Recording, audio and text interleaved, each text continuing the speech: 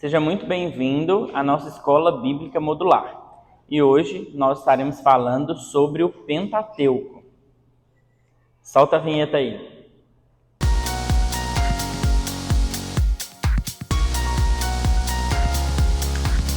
Hoje eu quero compartilhar com vocês sobre o Pentateuco. O Pentateuco é a primeira divisão da Bíblia, os primeiros 5 livros do Antigo Testamento. Eles são chamados também de livros da lei, livros de Moisés, Torá, e quero te ensinar um macetinho aqui. 5 vem da palavra penta, e aí penta, 5, teuco. Então, Pentateuco, 5 primeiros livros do Antigo Testamento: Gênesis, Êxodo, Levítico, Número e Deuteronômio. Esses livros, eles vêm compartilhar muita história, muito material muito legal, que a gente não consegue compreender o restante da Bíblia se a gente tirar esses 5 livros, que eles vêm trazer muito conteúdo. O livro de Gênesis tem aproximadamente 2.300 anos de história. Então a gente precisa de compartilhar sobre esse livro, precisamos de ler, precisamos de estudar esse livro para a gente conseguir compreender. Eu quero trazer um panorama aqui desses 5 livros bem rápido para você, te incentivar, a continuar estudando a nossa revista. Então não deixe de estudar a revista, tem vários pontos legais aqui para você acessar, tem vídeos para você também linkar aqui e melhorar o seu aprendizado. Tá bom? Então, falando sobre Gênesis, a palavra Gênesis significa no princípio ou em princípio, vindo do hebraico. Em princípio, narra o início de tudo, o início da criação do mundo. No primeiro e no segundo capítulo vem descrever como é que foi a criação do mundo, como é que foi a criação do homem, que é a pergunta que o homem mais faz. A gente vê isso na filosofia, e Gênesis vem responder sobre de onde veio a criação, que Deus é criador. Ele vem falar sobre famílias, eu quero te chamar a atenção sobre isso. Vem falar sobre famílias, então começa falando sobre Adão e Eva, depois fala da família de Noé, depois vem falar sobre a família de Abraão, falando sobre a família de Isaac, e encerra falando sobre a família de Jacó, tá bom? O livro de Gênesis, ele contém muito conteúdo, então contém muita história, várias narrativas bem legais. E aí tem também, eu já falei aqui da família de Noé, mas vem falar sobre o dilúvio a partir do capítulo 6, vem falar sobre essa chamada e essa reconstrução, porque já tinha feito a criação, mas agora há uma reconstrução a partir de Noé, sua esposa, seus 3 filhos e as esposas dos seus filhos. Os filhos, a Bíblia relata o nome, Sem, Cã e Jafé. As esposas não diz, a esposa de Noé também a Bíblia não narra. E é muito legal a gente prestar atenção nisso. É uma transição de uma família e depois se torna um povo. Gênesis caminha falando aí sobre um processo que a família de Jacó, ela é levada ao Egito, porque o filho dele estava lá, José, se tornou governador do Egito, e por causa da necessidade de fome, a família de Jacó é levada para lá, e por causa dele ter sido governador, gerir tão bem aquela situação, Faraó convida a família de Jacó para morar naquele território egípcio. E aí passa 400 anos e a família continuou ali. Só que não viveram da forma que encerra o livro de Gênesis. Encerra com a morte de José, mas a história não permanece daquela forma. E aí a gente caminha para o livro de Êxodo. Êxodo é o livro que significa nomes.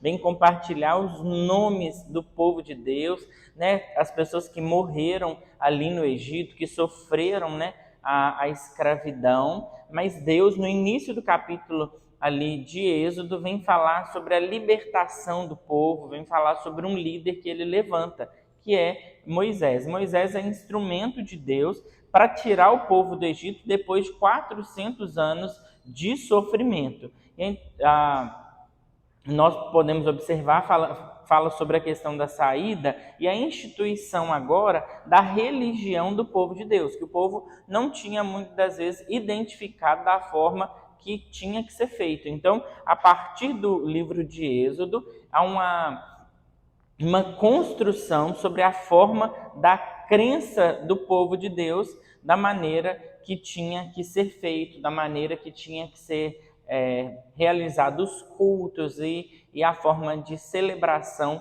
ao Senhor. Então acontece as 10 pragas do Egito, né, que a gente conhece. A 10ª praga é deixa eu tomar uma aguinha aqui.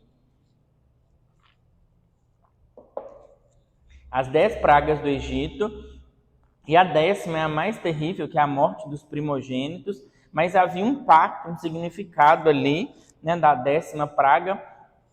Quem pegasse o cordeiro, pegasse o sangue do cordeiro e passasse nos umbrais da porta, o anjo da morte ia passar ali e o primogênito não morreria. Como os egípcios não sabiam, não tinham esse costume, não obedeceram, né, esse princípio, que era um princípio para o povo de Deus, todos os primogênitos morrem, até o primogênito do faraó. Neste momento, todo mundo chora amargamente, né, depois de ter vivido tantas coisas, mas agora é expulso, né? O povo de Deus é expulso ali do Egito. É interessante que eles tiram, né, o ouro, tinha metais preciosos e dá para o pessoal do povo de Deus, tipo, vai embora, vai embora. E a gente vê esse processo da saída.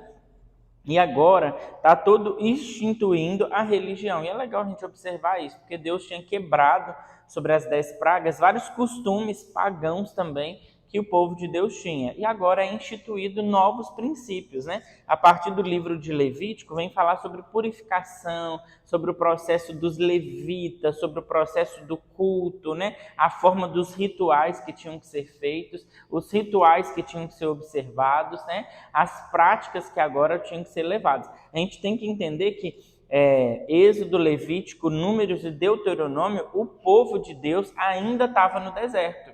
Então o povo estava nesse processo, mas a religião estava sendo montada, Deus estava se revelando, o povo estava passando sede, Deus aparecia de alguma forma miraculosa água, vinha o alimento dos céus, vinha as cordonizes, de dia tinha uma nuvem, né, tampando a temperatura para não chegar no povo, de noite, por causa da baixa temperatura, tinha uma nuvem de fogo, e há todo um cuidado e Deus se revelando para o povo dele. E no livro de Levítico vem falar sobre esses sacrifícios cerimoniais e uma observação que lá no Novo Testamento a gente bate muito na tecla sobre o processo de santificação, mas que ele é citado inicialmente lá no livro de Levítico. O livro de Números, é fácil de observar isso, que fala sobre números, sobre contagem. Por quê? Acontece 2 contagens do povo de Deus nesse livro, tá? No livro de Números. E uma observação, no livro de Números, a Bíblia fala sobre o único profeta gentil, o único profeta que veio de fora, que não é do povo de Deus, mas profetizou para o povo de Deus. É chamado de profeta Balaão. E o livro de Números fala sobre esse processo, né, do tempo da profecia dele, e fala também até da morte dele. Lembra de Balaão, aquele que a mula falou com ele, porque ele queria passar batendo na mula ali, e aí o anjo estava na frente e ela reage, né? E a gente vê um mover de Deus acontecendo. No livro de Levítico também, de Números, né, a gente fala sobre a vara de Arão que floresceu como um sinal de Deus, trazendo a questão da vocação para o sacerdócio, para a vida de Arão. E para fechar o Pentateuco, eu quero falar sobre Deuteronômio. Deuteronômio, ele é o livro, tem um significado, significa palavras, né?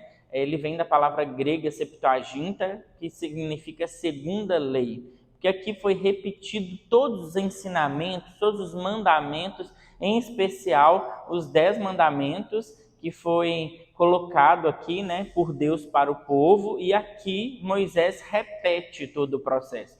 Deus tinha revelado para Moisés que ele não ia pisar na terra prometida, nem Arão ia pisar na terra prometida por causa de uma postura errada, né, que ele fez desobedecendo ao Senhor. Então ele chegou a ver de longe a terra prometida, mas falou: olha, Moisés, você não vai levar o povo até lá, você não vai pisar. E aí a Bíblia fala, né, nesses 5 primeiros aí, fala sobre a morte também de Moisés. E Moisés, no livro de Deuteronômio, ele está fazendo esse processo de transição, porque ele precisa de meio que revisar com o povo tudo aquilo que Deus tinha ensinado para ele, né? Um tempo de aprendizado, o que foi ensinado.